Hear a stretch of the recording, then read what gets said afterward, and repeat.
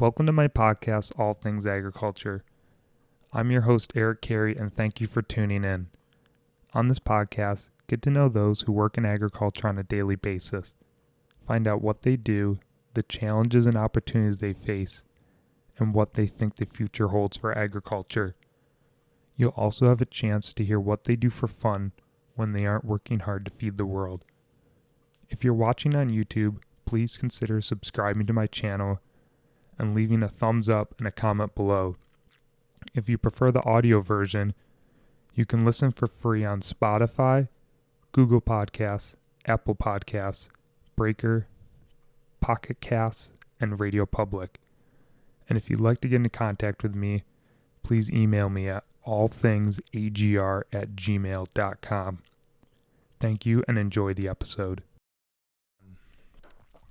Welcome back, everyone, to All Things Agriculture podcast. I am delighted to be joined by Amber Carey. Thanks, Amber, for coming. Yeah, absolutely. Thanks for the invite. Yeah, now COVID kind of screwed me up a little. Not me, but the whole scheduling. So people I was going to have on, I couldn't have on. So kind of only gave you, like a 2-day notice? Yeah, I think so. So thank you for coming on and keeping content rolling. That's kind of my goal here. And so anyway, before I get started, I have people, if you've been watching on YouTube, whether or not you've noticed that there's timestamps now in the video. So basically, if you go down to the description, you can jump. Well, there's spots where you can click on different times throughout the video, and there's a little title next to it, kind of gives the description of what we talk about throughout the video. So you can jump through and, you don't have to watch from start to finish. You want to just see what we talked about. It kind of gives a little summary of what we speak about here. And I think on all the audio versions, it's in those descriptions too. I copy it over. So just for those who might not be aware, it's I think it makes it a little bit more useful for the viewers when you're watching an hour and a half and you don't know what we're talking about, when and where. It makes it easier to navigate. So anyway, So Amber. Yes. For those who don't know, Amber is my sister-in-law. I think it's you've been married to my brother, what now, 7? Yeah, it'll be 8 years this year. 8 years. Yeah. So. Yeah, you had to come down from Maine in order to make the wedding. I was working on a dairy in Maine for the summer, my internship, and you guys were Alabama. Yeah, that was quite a going from about 75 degrees down to about 100 in the middle of June. So with humidity. Yeah. I don't know. The winters are great, but the summers are pretty nasty. They've actually had some snow this year. So last week they had snow out in Alabama. Oh, really? Yeah. That's pretty rare. It is very rare. Yeah, because your parents still live down there. Yes. Yeah. So, but we'll get into all of that. So you aren't. This will be kind of a more unique podcast, I think, because you aren't from a farm. You never grew up on a farm. Really, nothing ever to do with agriculture. No. Not until I met and married your brother. Yeah. So did I ever come to a farm. That was kind of your crash course into dairy farming, wasn't it? Yeah, it was. So, and then you and Andy did a lot of traveling the last, 2019 into 2020. Yes. You guys did a lot of like I said, we'll get into a lot of this later on. A lot of RVing. And you guys ended up basically coming back to New York in March of 2020. Yes. Right when COVID hit. Yeah. And COVID accelerated our plan back to New York. Yeah, you were really going to be April, May? Yeah, we got here probably 6 to 8 weeks earlier than we expected to be. So and that was just COVID accelerated. Thanks a lot.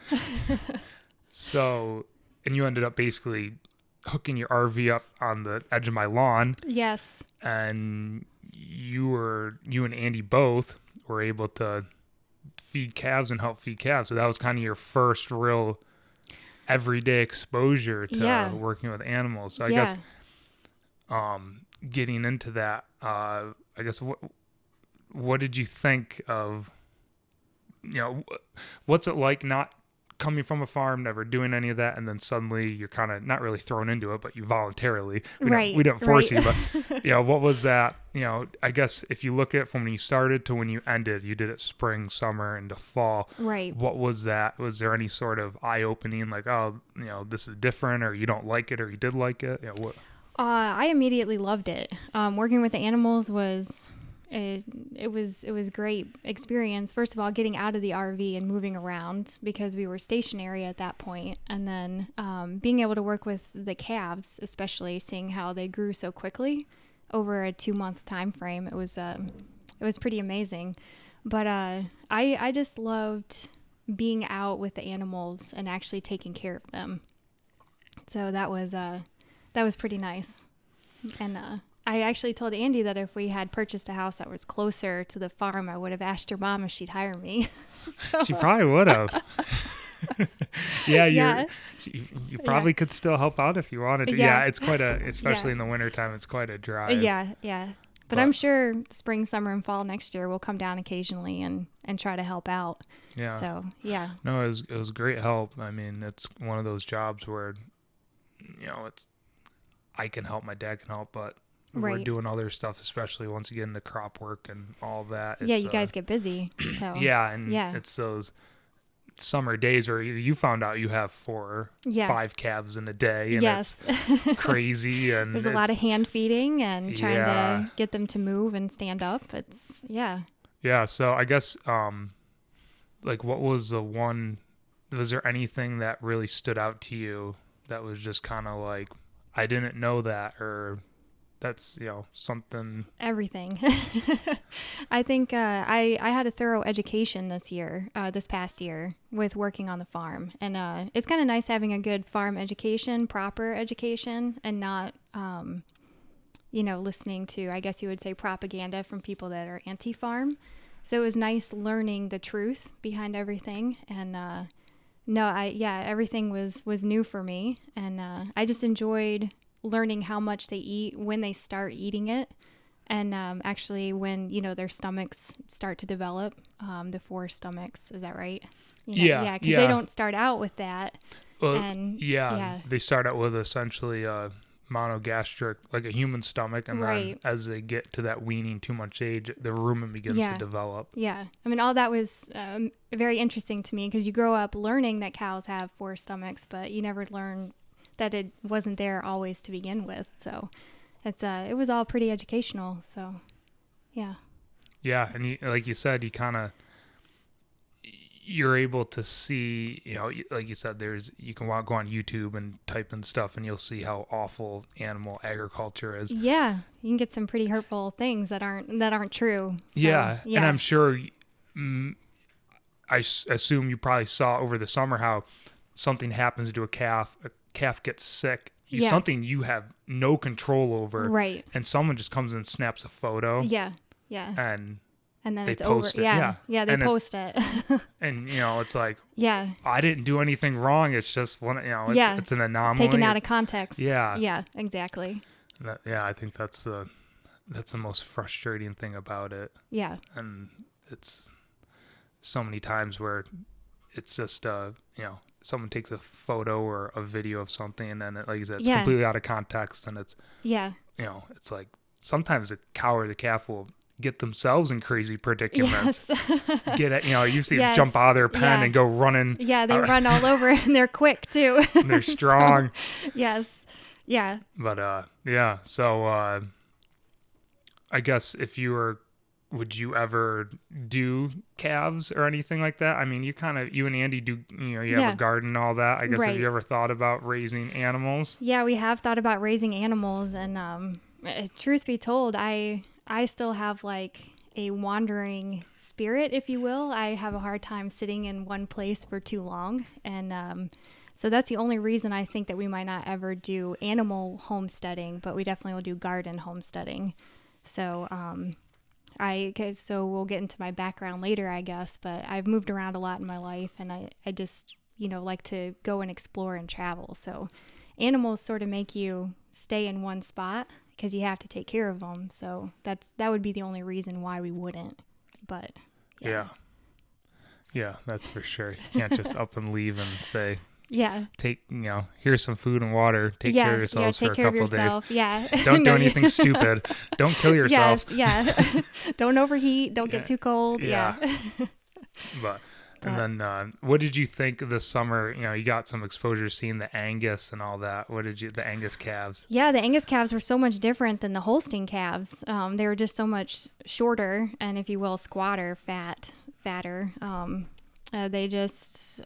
They were so, I don't know, aggressive, if you will, like Knuckles, who's in the transition barn, I think, right? Yeah, Knuckles is 8-9 months old now. It's basically an Angus bull that I steered and we're raising. Yes. When he was born, he had the knuckled, walked around on his on his feet funny for a week or two before he grew out of it. Before he was good. Yeah, I mean, he's always been, he's cuddly, but also like, I don't think he knows his own strength. So he's pretty nice, but he's still a little wild guy. He, like you said, he's short. He's shorter than most, but he's not afraid to make room at the bunk for himself. Yeah, and when he was born, man, he took that milk like there was going to be no end to it, and you basically almost couldn't keep him fed all the way, but he just wanted more all the time. He's like a bottomless pit. Yes, keeps sucking it down. Yeah. But yeah, I guess that's what I noticed about the Angus is how much more they ate than the Holsteins. So, yeah. So I guess we'll get a little bit more into your background. We'll probably spend a lot more just talking.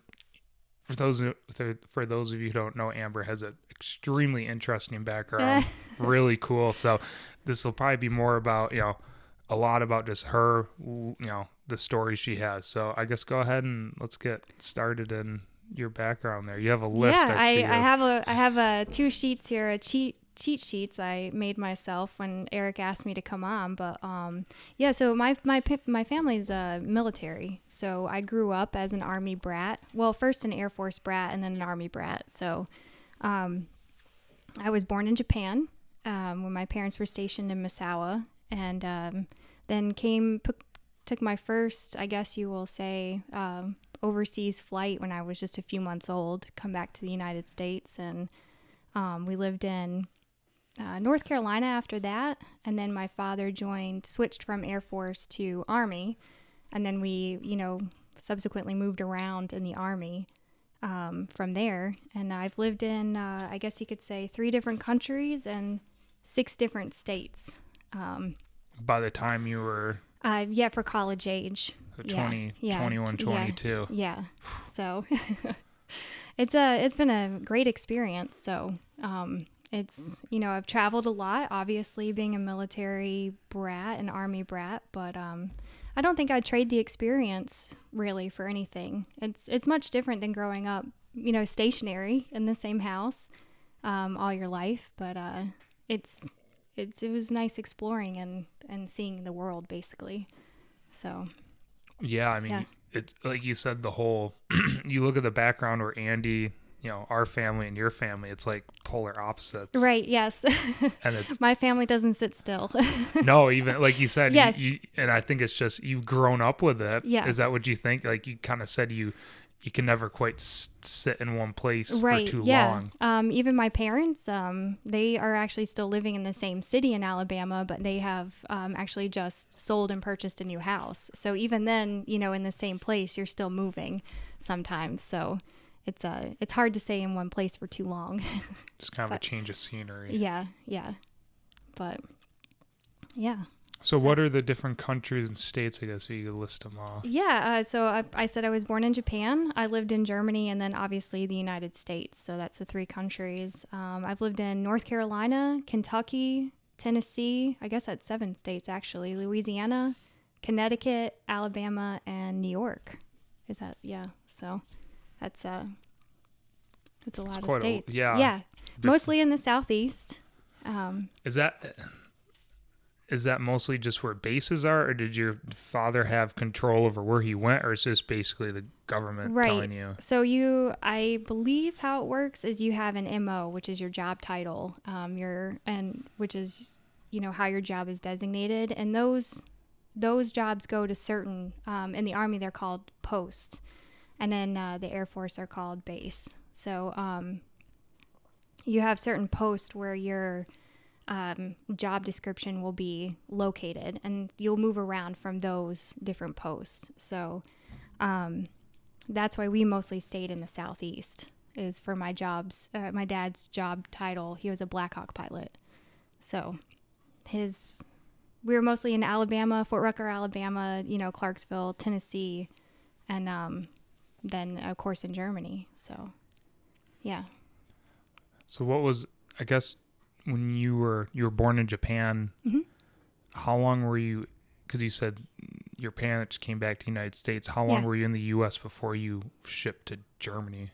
So when we came back from Japan officially, I think I was about a year and a half. And then when we went to Germany, I was 11. Okay. Yeah, so it was a good 10 years there. Okay. Yeah. So you had quite a bit of American culture then. Okay. Yeah. And in that time, I had lived in North Carolina, Alabama, and Tennessee, and Kentucky. So. Oh, God. Wow. Yeah, yeah. It's gotta be, what's it like going from school to school? Is that tough? I think because I was with other military students, it really wasn't tough because we were all in the same boat. You might get another military child brat that says different, but for me, you kind of go in, you kind of stand back and you watch a little and you see who you might end up being friends with, and you just kind of observe for a while and then sort of approach them and, start making friends that way. And, but you have other people too that are just like rush right into it, but that's never been really my personality. So yeah, I kind of always held back and waited to see who was out there. But yeah, I think it gets hard sometimes when you're moving around school to school because, you want to keep your old friends, but, I think by the time you hit your teenage years, you realize that it's just part of life and you just have to do what you have to do. So. Do you ever rerun into friends, like as you move? Like, let's say you're in this state and you move to this state, and then they end up moving a year or two later, and you end up free. Yeah. Does that happen much, or is that? To me, that only happened once. When we lived in Germany, I had one of my really good friends, Nate. We're still friends today. They live in Pennsylvania. He and his wife and children. But he was my friend the first time we lived in Germany, and then he had just gotten there, and it was the end of my dad's duty time. So I was leaving and he was coming in. And so then I moved to Louisiana for 2 years. And then when I came back, he was still there. And he was, his dad was actually a contractor, so he was able to stay longer. And that's, we finished out high school then at that point. That's when, that last move took place. Okay. Yeah. So that's only happened to me once, that somebody else was still there. Huh, yeah. Wow. I guess it just goes to show how often they're just shuffling, moving people around. Maybe shuffling's not a good way to put it, but the logistics of it. Yeah. Yeah. Wow. Yeah. Is there at any point where if you get to be a specific rank, you can say, this is where I want to be and this is where I want to stay? Or I think it depends on, not that it's favoritism or anything, but I do think it depends on like who you know, how well you're doing your job, and also who wants your skills. And they put you on a list because you're going to be leaving soon and going to a new post, but they have an opportunity, the commanders, to grab or bid on you, basically. And then whoever bids whatever will get the highest will get you, and you'll go to that station. So if that makes sense.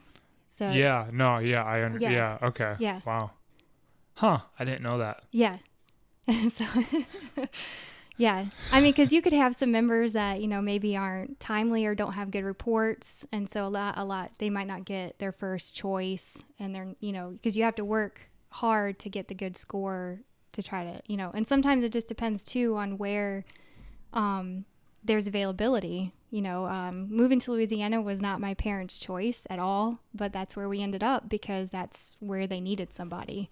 So it didn't have anything to do with the system at that point. It was just there was an opening. There's a need. Yeah, yeah. You're going to fill it. Yes, yeah, exactly. Can't really say no, can you? Yeah. They had a choice between Fort Polk, Louisiana and Fort Drum, New York. And they don't like the cold, so they chose Louisiana. Yeah, so, yeah. Yeah. I had a high school teacher. I'm pretty sure he was in Fort Polk. Yeah. He was in Air Force Okay. because he was, how'd that work? I had him, first I had him as 7th grade science, and then later on I had him as a biology teacher in high school, college bio. Yeah. And I think he was Air Force. He was in the Marines, but he flew. Okay. Yeah. So he you can flew do that. fighter pilot. Mm-hmm. And he talked about being, I think, in Fort Polk, but he was also at LSU at the same time. Okay. Yes, he was getting his degree. Yeah. Yeah. A lot of people do that. Okay, Yeah. that's pretty common then. So when my dad left the Air Force, he was actually an enlisted member. So he was college educated.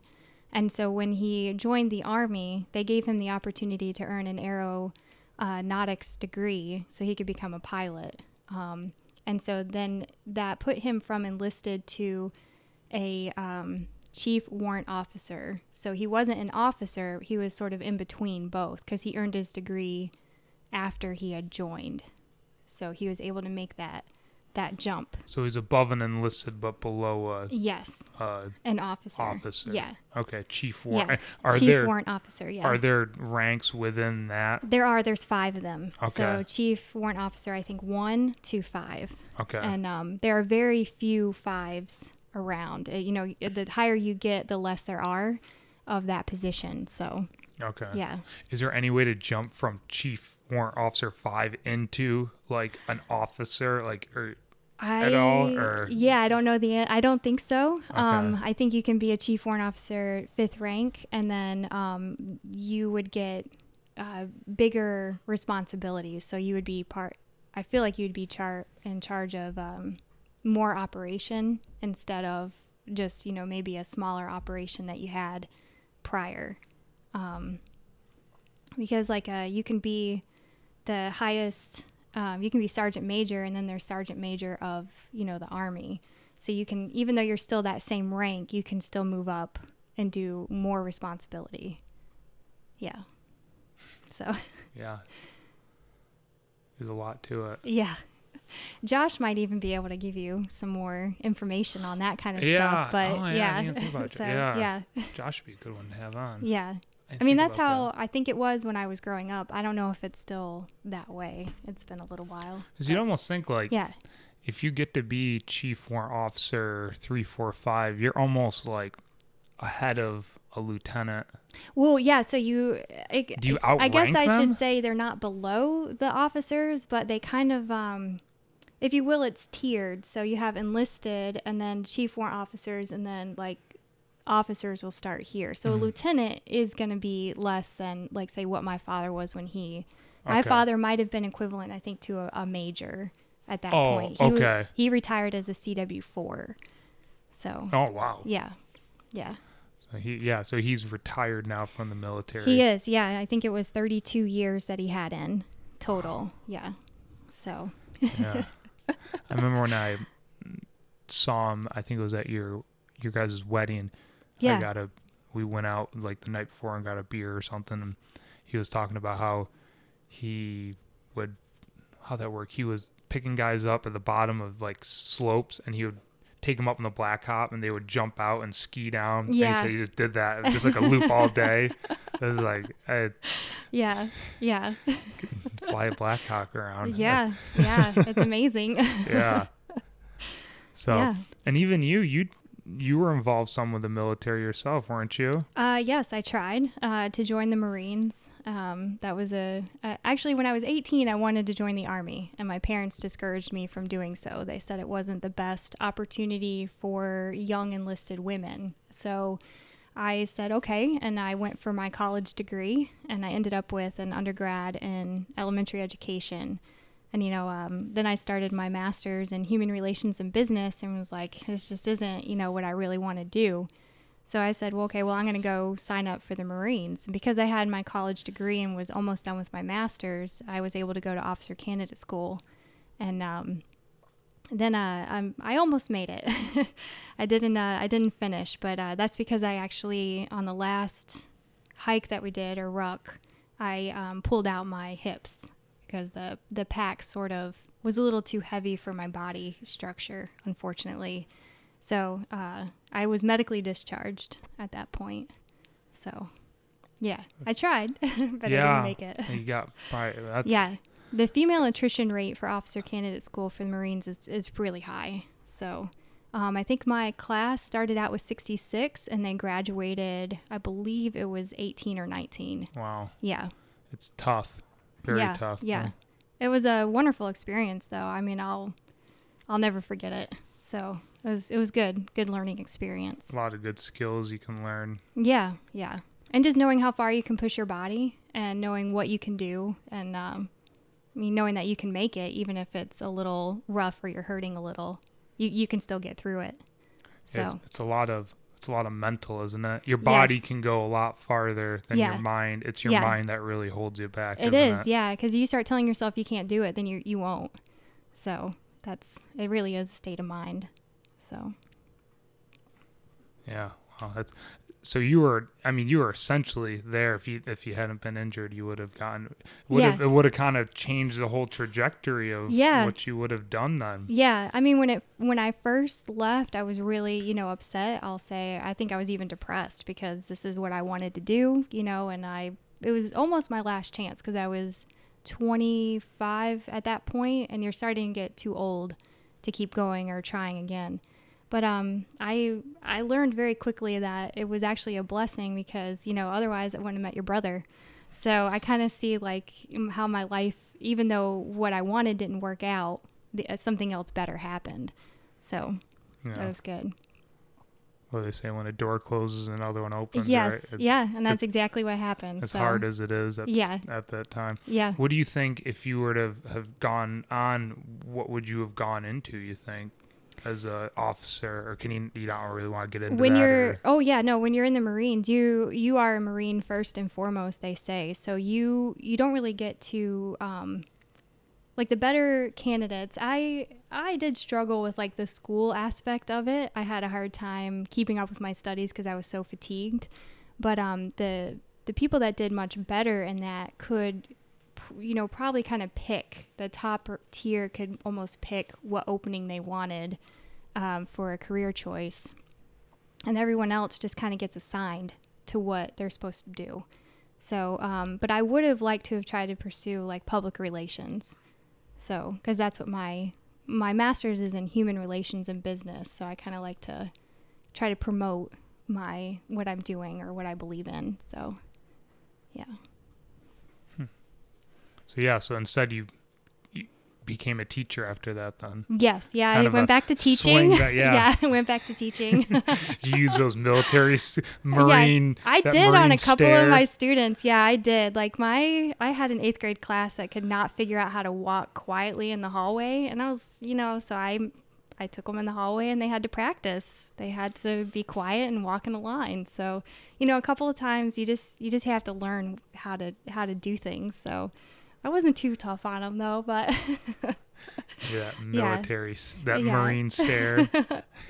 I was so, my 8th grade students were actually bigger than I was. So really? Yes. It's kind of hard saying, oh, hey, to an 8th grade kid that's taller than you. But yeah. Hey, you can't just whack them across the side, can you? Yeah, no, exactly. You can't do that. Yeah. So I guess kind of move through. So coming back just a little bit on like what was it like living? I guess you don't really remember Japan. You were too young. Yeah, I don't remember that. So what was it like living in Germany? I loved living in Germany. It's just a different culture there, and we lived on the outskirts of a town called Giebelstadt, and that was maybe I think 30 minutes away out of Würzburg. And I don't know that you ever went to that area when you went to Germany. I was in the eastern part of Germany. Yeah. So we were more towards the Frankfurt area. Okay. But we were surrounded by farm fields actually, and it was pretty interesting. They grew like everything out there, but they have all these farm roads that connect all the villages and towns together. So we were able to go on those and they were safe. You didn't have to worry. You could go miles out of the way and your parents didn't have to worry that something was going to happen to you. And So we would go and ride our bikes to like multiple towns and then finally come home, hours later. That was always really nice. But yeah, no, I love living in Germany. And the second time we went back to Germany, I was a teenager, graduated high school there. And I did my first year of university in Mannheim. And that was a really nice experience. So, were you in with other German students with that, or were you like how's that work? Yeah, my first year of university was actually with the University of Maryland. It was a satellite campus in Germany for military students. So it was great. It was a very small satellite school, 200 students maybe at the most. And I didn't stay because they were actually closing it down the following year. They're closing the satellite school. So I went ahead and transferred back to the United States and finished my degree there. So you ended up coming back? Yeah, I came back to the United States, yeah. To finish on your own, or did your parents? I actually moved in with my grandparents. Okay. Yeah. Oh, in North yeah. Chapel. In North, okay. Yes. We've probably talked about this just a lot. Yeah. It's been a while since. Okay. Yeah. Because then you were at what school there? UNC Charlotte. Yes. Yes. Yeah. So, no, we don't like that baby blue Chapel Hill stuff. You aren't a Tar Heels person, though? No, I am not a Tar Heels fan. I grew up Duke, Blue Devils, so I have to go for Duke basketball. I'm sure that really goes well with Andy, right, Andy? Yeah, he tried to throw away one of my Duke basketball shirts one time. He did? Yeah, he was just joking around though, but he didn't. He was like, "No, I don't think you can wear this to the game." Andy's a Syracuse. Oh, we are Syracuse. Yeah, Syracuse fans. Yeah. And that's always a good one. Duke, Syracuse. Now Duke and then Syracuse has been in the ACC for a while, but it's like two times a year. That's always the big one. Try to upset huge. Duke. Even though this year Duke is not. Yeah, I haven't really paid attention to them yet, to be honest with you, but it didn't sound like it from when I did see. So, yeah. It's weird, like Duke isn't doing well. Kentucky was doing like one of their worst starts ever. Wow, some of these big programs Kentucky have been struggling this year. Interesting. Yeah. So in Syracuse just kind of doing their thing. Yeah, they play all these easy teams in the beginning and they beat them all and they have a good record and then they start doing Colgate or something, is that right? Yeah. Cornell, yeah. It's an easy one. Then you get an ACC play and that usually you find out what they're actually capable of doing. Yeah. But all right. So did you learn a lot of German while you were there? No, I didn't. I always tell people I learned enough German to be able to order food, order drinks, like beers and things, and use public transportation. So that was sort of my main goal. I feel like it's a different part of the throat. I don't know if you've ever tried to speak German, but I just couldn't get it. So, beer? Yeah, beer. That's an easy one for me. Gross. When we would go out, when I was over there visiting with the Cornell Dairy class, we go to the bar, beer, and then they'd say little or big, and they're just the big one. Little, big. The big old liter. That's Yeah. I think they would always say kind or gross to us, so I would go gross. The best beer by far. Yes. Absolutely delicious. A good German beer will trump everything, even this Yingling. I love Yingling, but it'll trump it. Oh, easy. Yes. I mean, it's unreal how good it is. I love how it's so dark and rich, but it goes down like very smooth. Like the Yingling. Yes, yeah. Like it doesn't have a bitter. It's delicious. Yeah. When I lived in Mannheim, I actually lived near a brewery, big brewery. I don't remember who it was at this point, but oh man, when the yeast was going and cooking, you could smell it, and sometimes it didn't smell good if they were like doing a certain process, but then you could smell the beer after that. And it was it was kind of fun.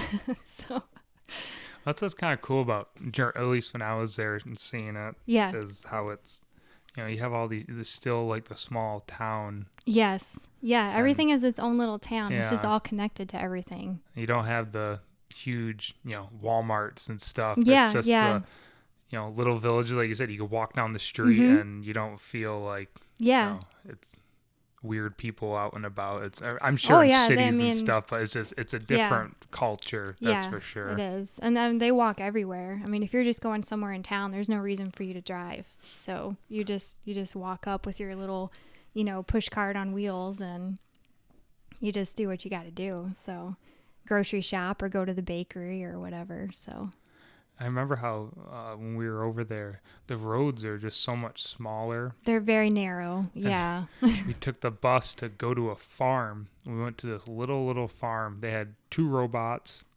and I mean maybe like 70 cows. Wow. And just in one small barn, it was one side of the barn. It was an old barn. One side of the barn was milking. The other side was just like a big giant bedded pack where the cows would calve. Yeah. And that was, I think they had some hutches outside, but just this little dinky barn. They had one robot, so I think they had less. I think they would have had less than 60 cows. Probably had 40, 50 cows. Yeah. And when we're driving up to it, we get out of the bus. I thought it was the driveway to their house. Yeah.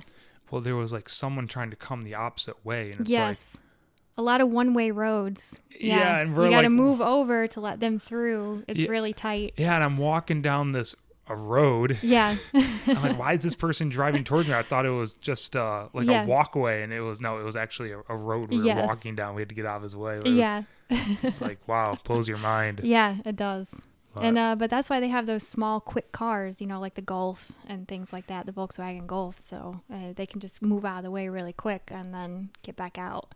So it makes it easier. Yeah, you gotta be speedy. Yeah. So while you were in Germany, did you get to travel to any other, surrounding countries much at all? Or? Oh, yeah. You're working every day and every week. It's kind of, you can't just drive 6 hours to go to France, you kind of have to plan it. But yeah, when I lived there, I was, lived in Germany. I went to Ireland, England, France, Italy, Switzerland, and Austria. I also went to Poland and Czechoslovakia. So Czech Republic. Yeah, Czech Republic. And Slovakia. Yes. Yeah. So. What was your favorite out of those? Honestly, around like Venice is just amazing, but I think it's, becomes very touristy if you don't know the language and know where to go as a local. And Rome too. I mean, it was beautiful getting to see all the artwork and things like that. France, the same thing. But I really loved Switzerland and Austria because of their landscape. I mean, they got the Alps and it's so beautiful in both the summer and the winter. So I liked it there the best, as far as landscape goes. But my absolute ultimate favorite place was Ireland.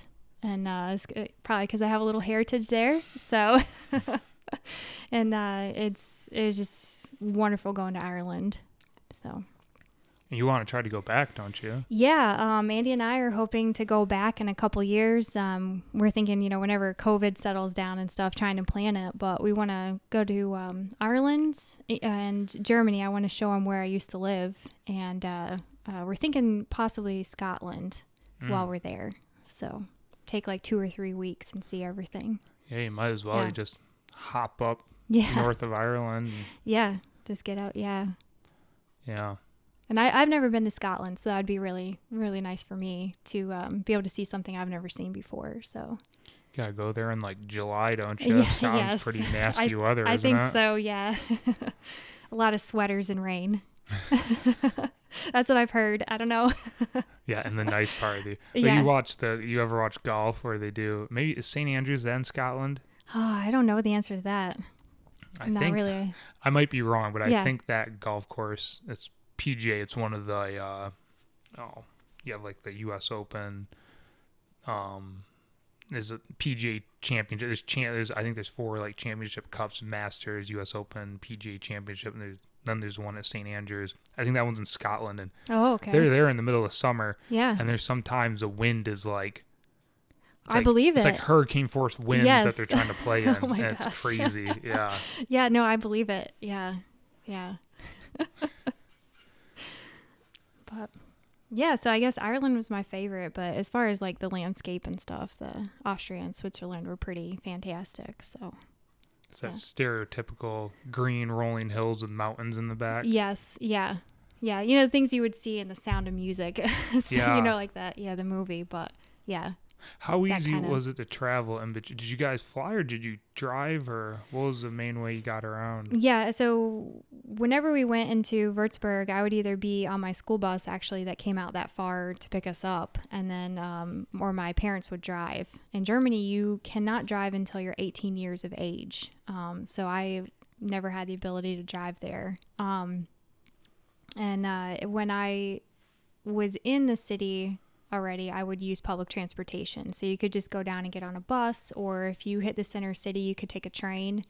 My first year in Mannheim, Germany, I would take the train back and forth from Würzburg to Mannheim, and it's very easy. Very easy. And then when you're going country to country, you just drive? We could drive, or we would get on a train or even a tour bus occasionally. So yeah, the train was pretty easy. It just, the train system is pretty much through the whole continent.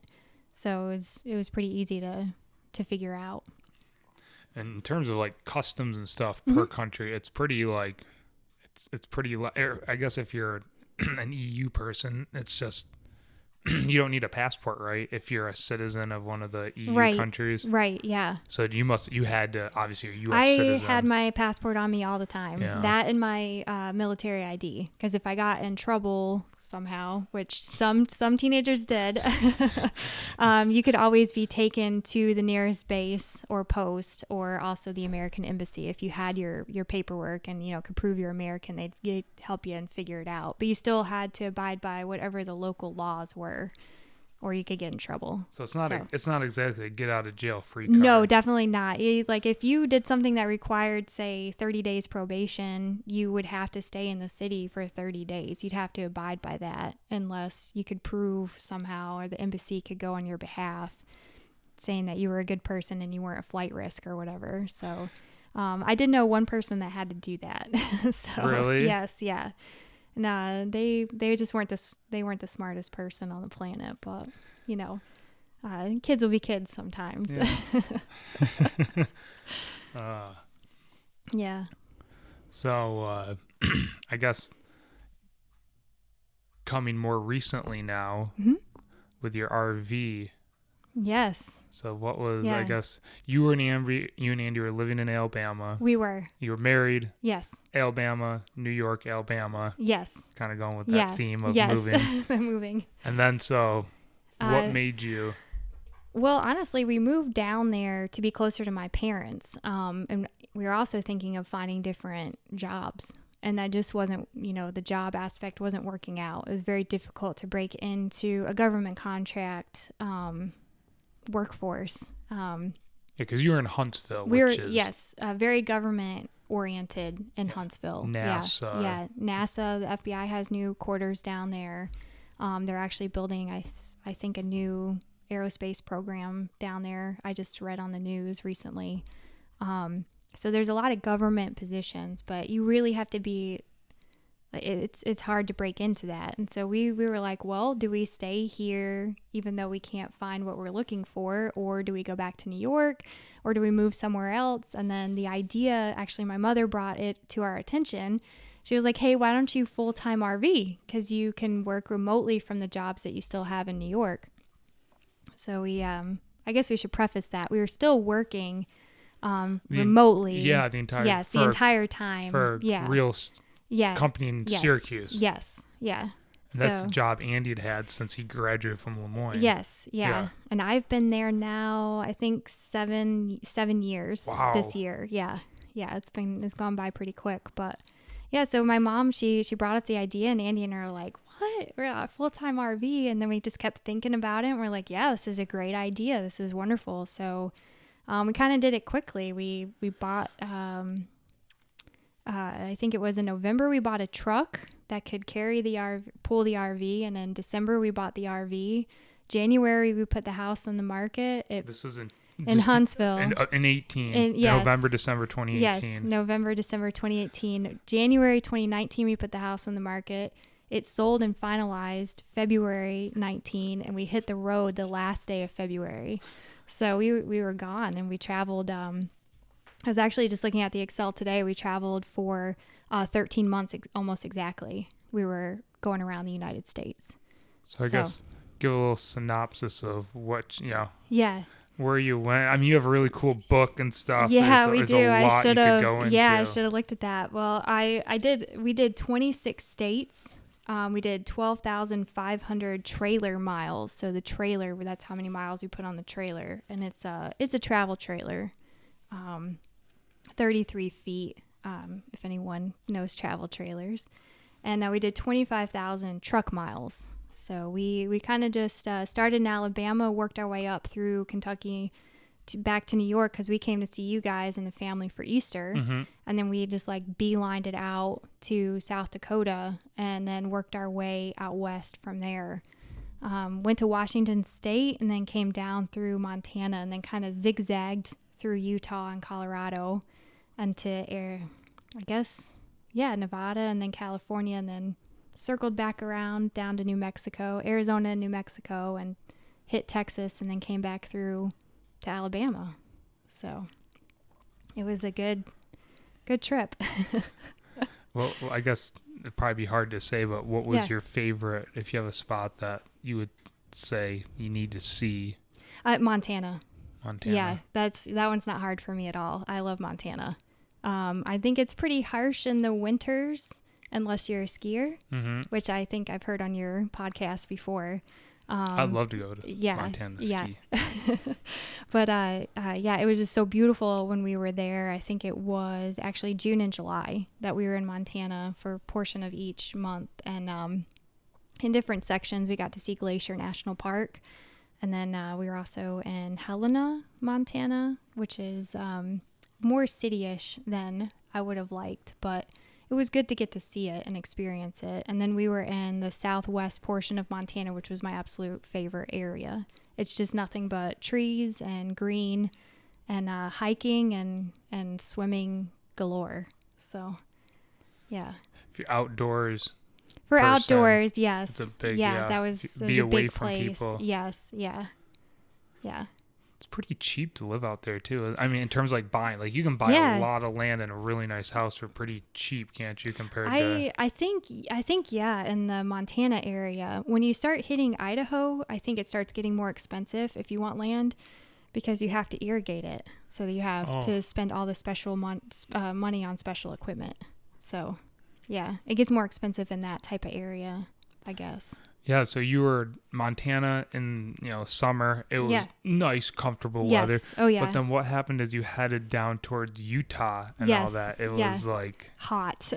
like crazy hot, right? Yeah, we somehow made it to Salt Lake City in August. And I don't know what we were thinking. You don't recommend that, though. It was, I mean, if you have hookups for your RV, which means you're plugging in to electricity and you can run your air conditioner, then I think it's fine. But if you don't have hookups, like we didn't have hookups, it's probably not recommended. I think it was at least 100 degrees outside when we were actually at Salt Lake City. Yeah. Dry, but still 100 is 100. Yes, yeah. We were sweating. The dogs were hot. And I mean, the RV, you're kind of in a tin can basically. So yeah, you just have to turn on your generator, which you don't want to run all the time, or you have to, get in the truck and kind of cool down a little bit. So go for a ride. Go for a ride. That's what we did. Because now you can jump in. Yeah. You don't really want to jump in Salt Lake. No, yeah, to go swimming because it's nasty. Isn't it? It was, yeah. I mean, we got in it just like everyone. We took our pictures of us floating because the buoyancy there is. Yeah. So, but there's these little teeny tiny brine shrimp that they don't really seem to advertise, and they're swimming all around you. And when you get out, you're just covered in this salt, basically, and it doesn't smell very good, really. So. At all. So they actually have wash stations where you can just shower, I mean, in your swimsuit still, but just public wash stations.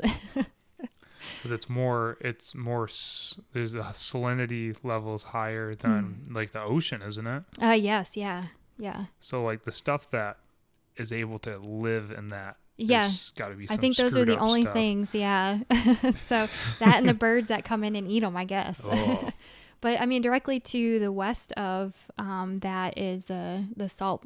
I'm trying to remember Salt Flats, where it's barren and they do the car racing out there.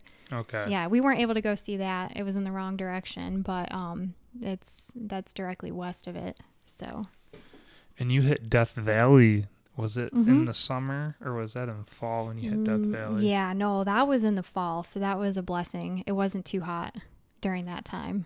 So, yeah. It was, I think it's the lowest point in the continental U.S. Is that right there? I'm trying to remember exactly. Andy would be able to remind me, but yeah. And it's also, I think it's definitely in the U.S. Isn't it North America? It might be North America. Yeah. So we have the hottest place. Yes. And people do, they actually have marathon and stuff that they run in the summer there. It's in these races, and they actually have vans and teams that keep ice on them and help cool the runner down while they're doing these races. It's amazing. Yeah. What they put their bodies through, some of these athletes, but yeah. God. Yeah. But if anyone ever thinks about going to Death Valley, it was great. I mean, it had sand dunes there. They had canyons. They had, the lowest place that we were just talking about. They have race stones. They are just stones that just happen to move on their own. And there's all these theories behind them. So from the it's wind, right? Yeah. Yeah, you can see they make like drawings almost from above. Yeah. So it's it's kind of cool. I had another question for you, and it just gone. You guys, Andy is a pretty crafty guy. He made a few, I guess, upgrades to your RV in terms of helping keep cool and using power. Yeah, he created a swamp cooler. So I don't know if anyone's familiar with a swamp cooler, but it basically runs water to hit the fan, and the fan pushes that out, so it cools you off, and then the water just continues to recycle. So that's why I guess it's called a swamp cooler. And that was pretty effective, and he built it part by part, so it was pretty interesting. And then he had the solar panels. He charge everything. I would say for the most part we ran our entire trip off of solar panels, unless we had hookups at an RV campground. And that wasn't, when we were out west though, we really didn't have that. We just relied on solar power. But you can't run your AC off of solar power. No, yeah. No. A little too much power there. Yes, yeah. And kind of out west, I didn't realize when you guys came back, you were saying how you go out on is it federal land where you can just basically pull over wherever you want and you can set up shop? It's called Bureau of Land Management, BLM land. And as long as you can find a map and it shows on there, and it's all public record maps, as long as you can find a map and it says camping here and it'll have X's along the road, you're allowed to just pull over and camp. You don't have to. As long as you want. It's up to 14 days. Okay. Yeah, up to 14 days. And the busier BLM land spots sometimes are only 7 days. But it's just free, absolutely completely free. But there's no hookups, there's no water, there's no dump station, there's no electricity. So you have to be prepared for what they call boondocking. And that's just when you're off grid, basically. Out on your own. I wonder if with the whole COVID thing, more people work remote than ever, if you're going to see an uptick in RVing especially once, we get more past this. I think this summertime, spring, summer. I think they said on the news that it was a record sales for RVs last year. So there's definitely more people who are going and doing, because like Andy and I, we can work from basically anywhere. Why not? So, yeah. Yeah, might as well take advantage of it. And we actually ran into a couple of families. They have their children. They're out, they're RVing, and it's not something conventional, but these children are probably learning a lot more than, about the United States than we did reading it out of a book. Yeah, so actually get to go see the stuff in person. Yeah. And there's actually groups out there that work together to do, so the kids have friends. They actually work together for meetups and stuff so they can continue to build friendships. So it's not like they're being antisocial for their children. It's just a different kind of life, I guess. There's a whole YouTube following, isn't there? Oh, yeah. Of people who do this. Yeah, huge.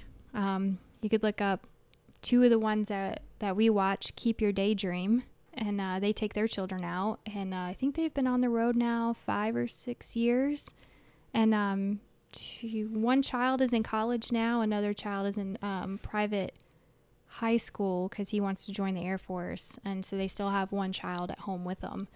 And it's interesting what they do. And another one is called Fate Unbound. And that's just a couple like Andy and I who just go out and just explore. So, yeah, there's huge number of RV channels out there. And your RVing days aren't over. No. We were actually talking today about where we want to go next. And there's a spot in Pennsylvania that we stayed at before we came back to New York. It's also a free spot. And we're probably going to go back there this spring and just stay there for like a week or so and just move around, basically. Yeah. It's kind of the best of both worlds because you like to, like you said, you have that bug in you that's just kind of a part of you. You grew up with it, of moving and seeing stuff, so you get to do that. But if you want to, you still have a home to come to. And that's ideal for me too, because even though I've moved around so much in my life, I want that stability because I've never really had that stability. So having the house that we have now is good because that's where I want to stay. But it doesn't mean we can't use it as like a home base. Yeah. And come back. Yeah. Kind of just go somewhere and come back occasionally. So, yeah. It works. Yeah, it does. Is lucky to be able to do something like that. You really are. But it's probably good. I remember when you first got back, right when COVID hit. Yeah. And you're like, you and Andy were saying, oh, our work's probably going to slow down now because everything just came to a screech. The economy screeching halt. And you're like, man, this is the time to be on the road, but it really wasn't because nothing was open. Unless you were out west and being able to stay on some of the public land, a lot of the RV parks closed down because they, either their state mandates said that they had to, or they just, weren't comfortable having people coming and going from all the states. So I think it was harder to travel last year. If you were an RVer, it would have been much more difficult. So we hit it right.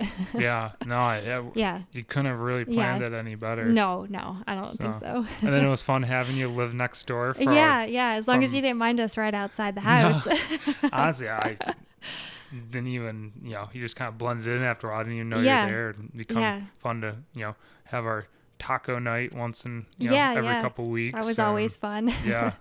So get to see the critters in your RV, Duke and Trixie, and our 2 dogs and a cat that we did take with us RVing. What was that? You recommend if you're gonna RV having pets with you, or you think I think it depends on what kind of RVing you want to do and like if you have sick animals or not. But our animals were good and they were fine everywhere we went. So some parks don't allow animals at all, and some parks they allow however many you have. So you just have to pay attention to what the rules are. There's a lot of pre-planning. Somewhat. I mean, you can shoot, like you said, if you don't have pets and you just you can kind of go for it. But, exactly. Yeah. Cool. So I guess kind of coming back to maybe more of the ag side. Mm-hmm.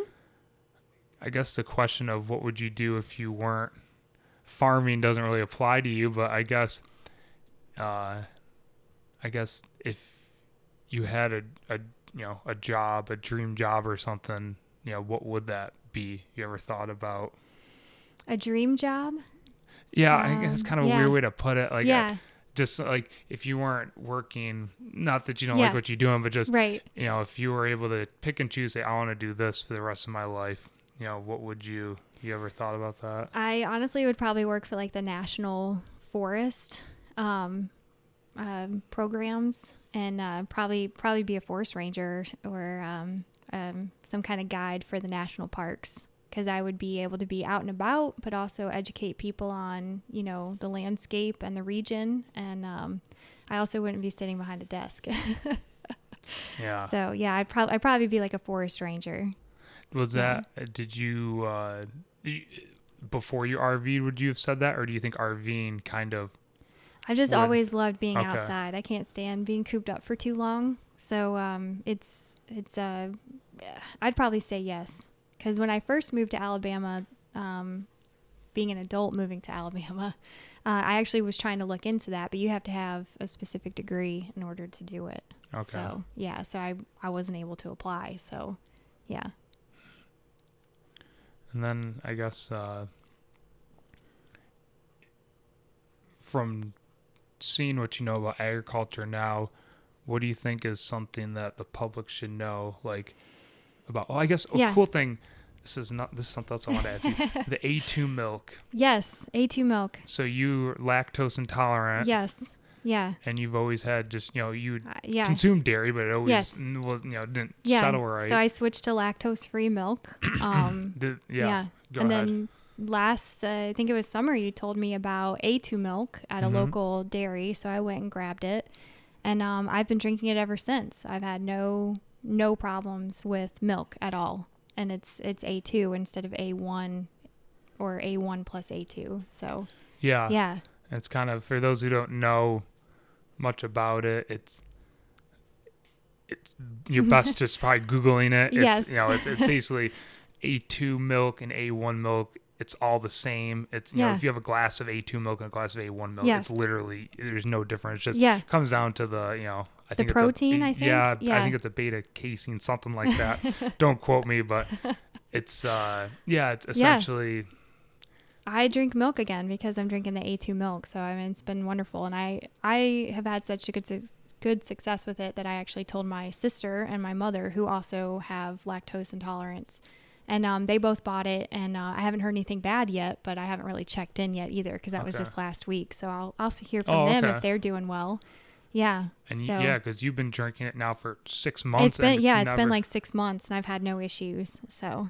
Yeah. What was that like when it first, wow, I can drink? Is there kind of like an excitement? Or it was, I was like, oh my gosh, I can just drink regular milk again and not have to have lactose-free, whatever added enzyme in it to neutralize. So it was kind of nice just buying a regular half gallon of milk for myself. So, and Andy, he's used it before and he was like, oh, it tastes the same because it is. It's just milk. It's the same exact. Yeah. And I think we unintentionally, there's some cows are genetically A1, A2, some are A1, A1, some are A2, A2. And before we realized this, we kind of bred it out of them, kind of. And so now we realize this, and a lot of, when I pick sires, I think it's, a universal thing in the industry. Everyone's picking for A2 bulls. So I think within... I don't know how long it'll be, maybe a decade, maybe longer. I think almost the entire milk supply will be almost all A2 milk. Yeah. So you won't even have to really label it anything different. Yeah. But there's a specific breed of dairy cattle, Guernseys, are more likely than not are A2. Yeah, because I think it says that on the label. I think it says Guernsey A2 milk. Yeah. So if you take our 300 cow dairy of Holsteins and the 300 cow dairy of Guernseys, I think it's roughly 30% typically of a typical herd would be A2. Yeah. And, that milk is A2, and then the rest of your herd is a combination of A1, A2, A1, A1. Yeah. And the Guernsey herd is higher percentage just if you went through and tested them all. Oh, okay. I'm not sure what that percentage is, but and from what I understand, it's just we've done a lot more, genetic selection with Holsteins compared to Guernseys, from what I understand. So that's where we've just we've messed around with the Holstein breed a lot more than the Guernseys. Yeah. So, well, I mean, this, science produces good things, I guess, Yeah. So, they say it works, and I'm glad it worked for you. It was just kind of on a whim. I was very happy for the suggestion. So, and I've noticed in the store a couple more A2 brand type things popping up. Okay. Yeah, it's not just lactate and lactose free. It's they're actually is an A2 milk now. So. Is there ice cream yet? A2? I don't really buy a lot of ice cream, so I could go down the aisle, but I haven't seen anything yet. But it's worth a look at. Yeah. Yeah. Yeah. Not that I guess I've never even tried the A2 brand milk. I don't think I've never had issues with it, so I've never had a reason to, but yeah. No, that's a good thing to hear. So I guess if you would recommend it then. Oh, I'd highly recommend it. Yeah. So if you're lactose intolerant, give it a try. Give it a try, yeah, because it definitely I haven't gone back yet, and it's been working fine. And you get yours at it's Ripley's. Yeah, right yeah, in Moravia. in Moravia. They Yeah. sell it. What's the name of their store? I just know where it's located. I don't remember the actual name. Yeah. I cannot think of the name, but if you Yeah. were to probably Google A2 Milk Moravia, New York, it'll come up. Yeah, it'll come up. Yeah. But no, good farm. Yeah. So they also sell their milk off of Route 41A outside of Cortland at one of their farms.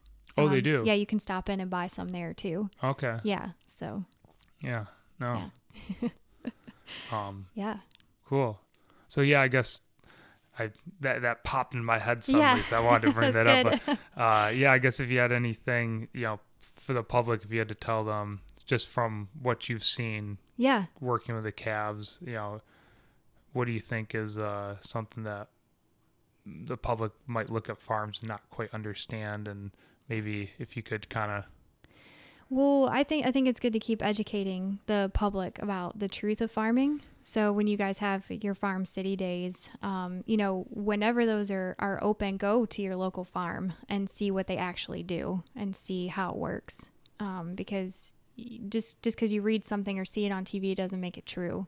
So if you have the ability to experience it, I would say, try to go experience it. But get to know your local farmer and buy local. Yeah. So, yeah. Definitely. Yeah.